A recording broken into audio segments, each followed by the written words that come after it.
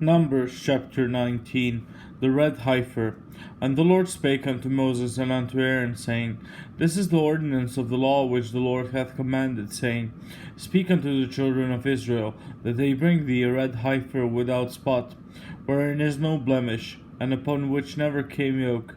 And ye shall give her unto Eleazar the priest, that he may bring her forth without the camp, and one shall slay her before his face. And Eleazar the priest shall take of her blood with his finger, and sprinkle of her blood directly before the tabernacle of the congregation 7 times. And one shall burn the heifer in his sight, her skin and her flesh, and her blood with her dung shall he burn. And the priest shall take cedar wood and hyssop and scarlet, and cast it into the midst of the burning of the heifer. Then the priest shall wash his clothes, and he shall bathe his flesh in water.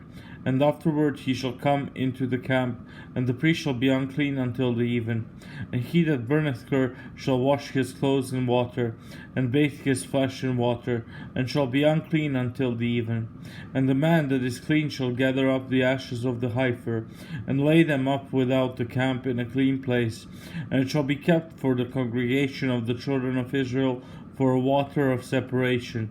It is a purification for sin.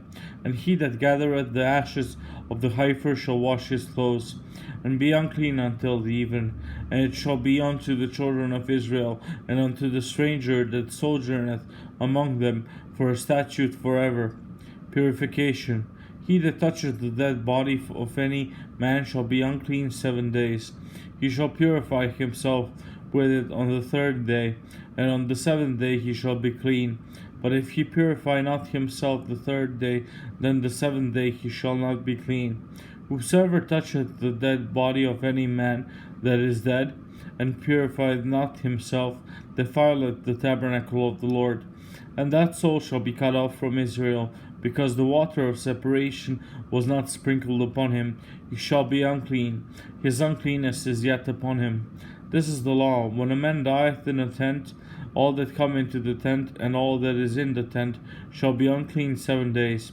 And every open vessel which hath no covering bound upon it is unclean. And whosoever toucheth one that is slain with a sword in the open fields, or a dead body, or a bone of a man, or a grave, shall be unclean 7 days.